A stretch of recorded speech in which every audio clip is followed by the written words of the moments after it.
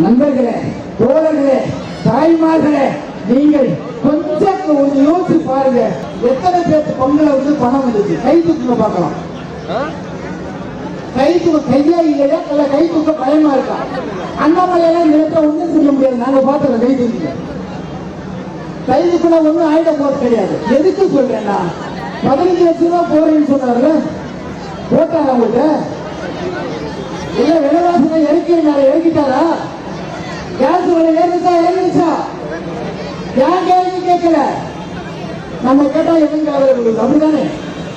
எவன் கேட்கலாம் நம்ம பேச? ஏழை பேச்சு எவனுக்குப்பா விழுந்து ஏற மாட்டேங்குது அப்படிங்கிறதானே? கவலையே படாதீங்க.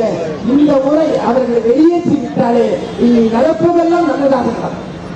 நாங்க ஏன் இவ்வளவு தூரம் வந்து நின்று போராடி கொண்டிருக்கிறோம் என்றால், நிச்சயமாக ஒரு மிகப்பெரிய விடியலை நோக்கி இந்தியாவை திசை திருப்ப வேண்டியிருக்கிறார். காரணம், எந்த அதிகாரமும் எந்த அதிகார சக்தியும் நடுநிலைமையாளர்களுக்கும் ஏழைகளுக்கும் கீழ்மட்டத்தில் உள்ள எவர்களுக்கு உதவுவதில்லை.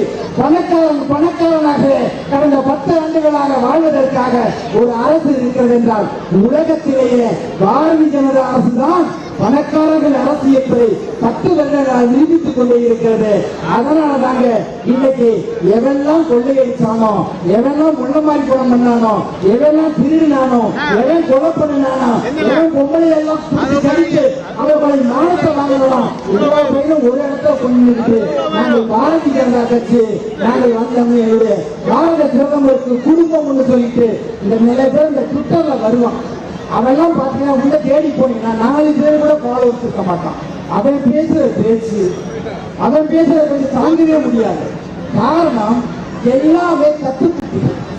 இந்த கத்துக்குட்டிகளை வச்சு கத்துக்கிட்டே இருக்கிற கடந்த நீங்க எல்லாம் பாக்குற மாதிரி திருப்பூர்ல ஒரு கூட்டம் நடந்துச்சு. அதை சொல்லணும்னு நினைச்ச பாரதிய ஜனதாவுடைய மாநாடு நடந்துச்சா? எல்லாரும் பாத்தீங்களா? பாத்தீங்கன்னா தமிழ்ல அண்ணாமலை பேசும் பொழுது தமிழ்ல மோடி பேசுவாங்க. மோடி பேசி இந்தியில பேசும்போது எல்லாரும் கை தட்டுவாங்க. அதே மோடி பேசுறத தமிழ்ல மொழி பேசும்போது ஒரு பையன் கூட கை தட்ட மாட்டான். ஏன்னா உட்கார்ந்த எவனுக்குமே தமிழ் தெரியாது. உட்கார்ந்த எவனுக்குமே தமிழ் தெரியாது. ஆனா மோடி பேசும்போது மட்டும் அப்படியே கை தூக்குவான். ஜெய் ஸ்ரீராம் மோடி அடிப்பான். ஏன்னா வந்தவங்க திருப்பூர்ல வேலை பார்க்க வந்தாங்க வடநாட்டுக்காரங்க. எல்லாத்தையும் 2 நாளைக்கு லீவு போட்டு 4 சம்பளம் தரோம் வந்து உட்காந்துட்டாங்க. அதனால அவனுக்கு இந்தி புரிஞ்சிட்டது தவிர இந்த ஊர் தமிழ் புரியலைங்க. இப்படி ஒரு மாநிலத்தை கூட்டம் நடத்தணுமான்னு கேட்கிறேன். இப்படி ஒரு கூட்டம் உனக்கு தேவையானு கேட்கிறேன். நீ என்ன கூட்டம் கூட்டினாலும் தமிழ்நாட்டுல பருப்பு வேகாது தம்பி. ஏன்னா நாங்க எல்லாத்துக்கும் தண்ணி பாவம் விட்டுட்டு இருக்கிறோம். ஆனால் இனி ஒரு காலம் நீ மன்னிக்குவதற்கு இடமே இல்லை. எனவேதான் இந்த தேர்தலில் அடிக்கிற அடி இந்த பக்கம் திரும்பவே கூடாது.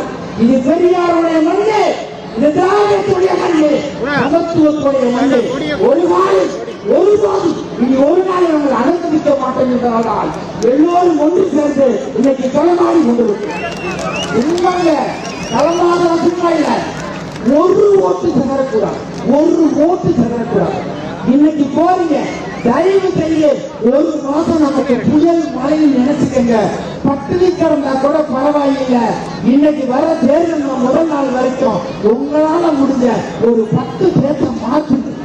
எதிர்கட்சியில கூட நீ உட்காருங்க, வீட்டுக்குள்ள உட்காருங்க, வீட்டுல உட்காருங்க, டீ கடையில உட்காருங்க, ரோட்ல பேசுங்க. பேசி பேசி பேசி பேசி வேண்டாம் நம்மளுடைய மானம் மரியாதை எல்லாம் நாம தான் வாய் திறக்க முடியாம இருக்கிறோம். நம்ம பிள்ளைகளாவது வாய் திறந்து பேசணும், கேள்வி கேட்கணும். எனக்கு என்ன வேணுங்கிறத சொல்லுங்கிறதுனால பேசுங்க. தயவு செய்து கட்சி கொடி எல்லாத்தையும் தூக்கி ஓட்டுல கொடுங்க. ஒரு காலம் பாவி இந்த வீட்டுக்குள்ளேயோ வீதிக்குள்ளேயோ இந்த மாநிலத்துக்குள்ளேயோ ஒருபோது வந்துடாது.